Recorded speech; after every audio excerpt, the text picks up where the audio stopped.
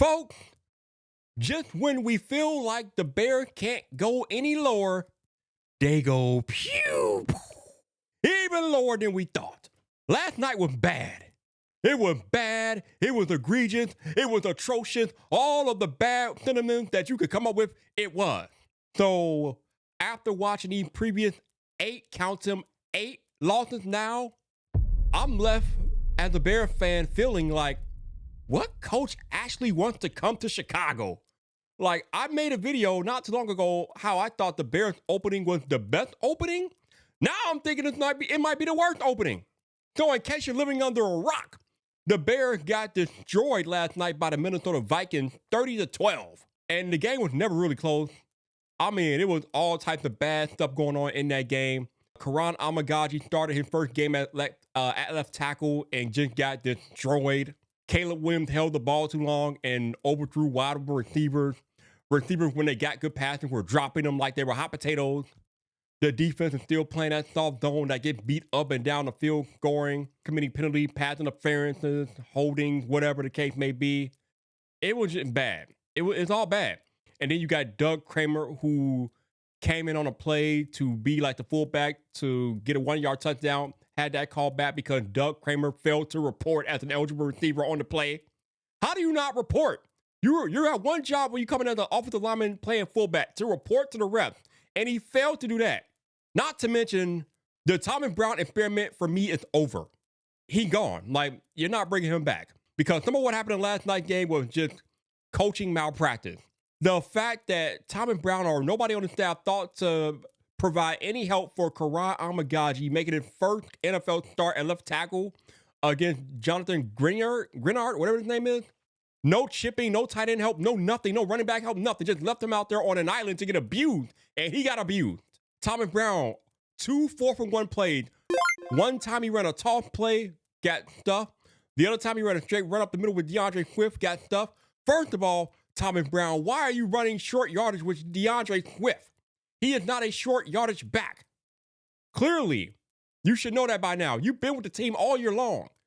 DeAndre Swift is not a short yardage back. Now, I know Roschon Johnson injured. I get that. But Travis Homer was active and playing last night. DJ Moore had some good runs last night. Either one of them would have been better options in short yardage than DeAndre Swift. But yet, 2 times on 4-for-1, you ran the ball with DeAndre Swift and on both times got stuffed. Turnover on down. So, Thomas Brown coaching inept. And then, don't even get me started on the cat fighting in the front office between Poles and Warren. Oh my Lord. You got the Dan Reader report that I made a video on talking about the ineptitude of Ryan Poles. You got the Waddle and Sylvie report about how Ryan Poles is not happy about his position in the front end office.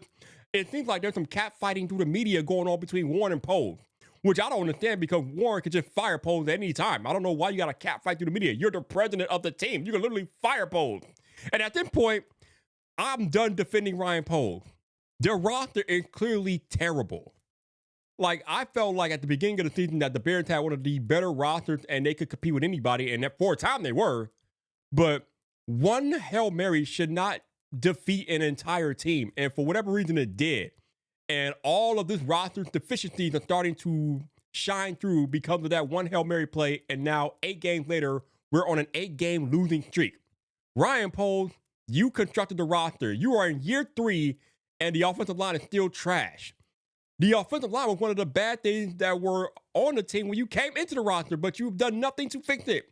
And something that we haven't really highlighted, that's been highlighted more lately about Ryan Poles and his draft picks, is the 3rd-round draft picks from Ryan Poles. They are seemingly all project picks in the 3rd round, where you can still get quality starting talent. Ryan Poles instead goes for projects in the 3rd round. First year, he drafts Valence Jones Jr., clearly a project, not even on the team. Second year, he drafts Zach Pickens. Where has he been? I mean, he's on the team, thank God, but he's doing nothing. This year, he picked Karan Amagaji, a project, but not only a project with an injured leg. Why are you picking red shirt players in the 3rd round, Ryan Poles? What are you doing? So, I've talked about the players and things that Ryan Poles have drafted on the channel before, but the fact that in the 3rd round, everybody that you picked, Ryan Poles, has been a project and not a very good one, is coming home to roost for you right now. It's hard to defend you anymore, bro. I can't defend Ryan Poles. If Ryan Poles get fired at the end of the season, I'm not going to say anything. I'm just like, cool. Who's next? Next man up. Because his roster construction has been atrocious. In the NFL, you need to build from the outside or from the inside out. And Ryan Poles has built from the outside in. And his lack of building from the inside out has come home to roost in so many ways, in all of the ways. You know, it's interesting when you're online as opposed to when you're out and about in the streets of Chicago and Illinois in public. Online, people are over the Bears. They're just like, I'm done. I'm over it. This team is trash. Nothing can bring me joy anymore. Everybody's waiting for the offseason. However, when I walk around in public with my Bears gear on, and I still do, people literally look at me and say, go Bears, which is kind of crazy because you got this echo chamber online of people that are just over it. But in public, people are still excited about the Bears. They yell at me, go Bears, when I'm wearing my Bears gear. So clearly there's still some positive feelings out in public about the team, but they are drying that positivity up faster than you can say toilet paper was missing during the pandemic, man. It's over with. So I go back to the original question of the video. What coach wants to come here? What coach in his right mind would be willing to deal with the organization that is the Chicago Bears? Because right now it's a laughingstock. Your players have practically given up since the Hail Mary. There are glaring deficiencies at offensive and defensive line. You got receivers who are dropping the ball left and right. You got defenders who are playing an antiquated zone defense that doesn't work in today's modern NFL. And if you're a coach coming into this organization next year, there's going to be some heavy personnel turnover. And which leads to the other bigger question. Do you want Ryan Poles in charge of fixing the flaws? Now, to his credit, after 3 years, you would think that Ryan Poles would be the guy to fix the flaws because he built the team, so he should be able to identify the weaknesses. But he made the same mistakes over and over again, as I highlighted earlier with the third-round pick. So can you trust Ryan Poles to build a proper football team, given that he had 3 years and this is where we at? 3 losing seasons, and the team is the laughingstock of the NFL right now. No playoff, team already mathematically eliminated, about to have the worst record in football, probably if they lose out, or one of them. What head coach wants to work for Ryan Poles when he clearly has been inept at building a roster for 3 years? And then you got the Poles Warren dynamic that you don't know who you're reporting to, who has the power, who makes the decisions. And then you got McCaskey at the top, and we all know he doesn't know what the hell he's doing, but he's still at the top. You can't get rid of him. So I don't know, man. You know, we all kind of made a big fuss at Robert Griffin III at the beginning of the season when he said that Caleb should pull an Eli. I hate to say it, but Robert Griffin doesn't look so crazy right now. I feel sorry for Caleb Williams, man. Like, they have done so much craziness to him during his rookie year. He lost his offensive coordinator. His head coach gets fired. Now his general manager might be out the door. I mean, damn. How much can one 23-year-old take? It's crazy. At the most important position in the organization, the Bears have given him the most turmoil and chaos to deal with because nothing has been stable this year for him. And yet somehow he still kind of performs in the face of all of it. He's having a good rookie season.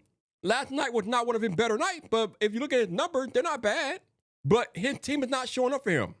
His support system is not very supportive here. And I don't know, man. I'm really just asking the question, you all. Who the hell wants to come to Chicago and deal with the crap, the dump the fire that is the Chicago Bears from top to bottom, from the front office to the players on the field? Even the damn equipment manager had a snafu yesterday. Forgot to put the captaincy on Jalen Johnson's jersey. So even the damn equipment manager can't get his act together. I mean, damn. The organization is just a whole complete asinine dumpster fire, and this season's end cannot come quick enough. But Bears fans, let me know, how are you feeling about the current state of the Chicago Bears?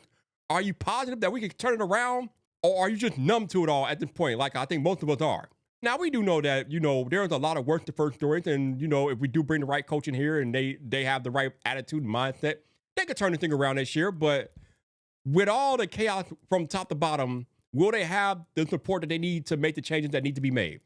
Drop a comment and subscribe to The Yard for all things opinionated Bears talk.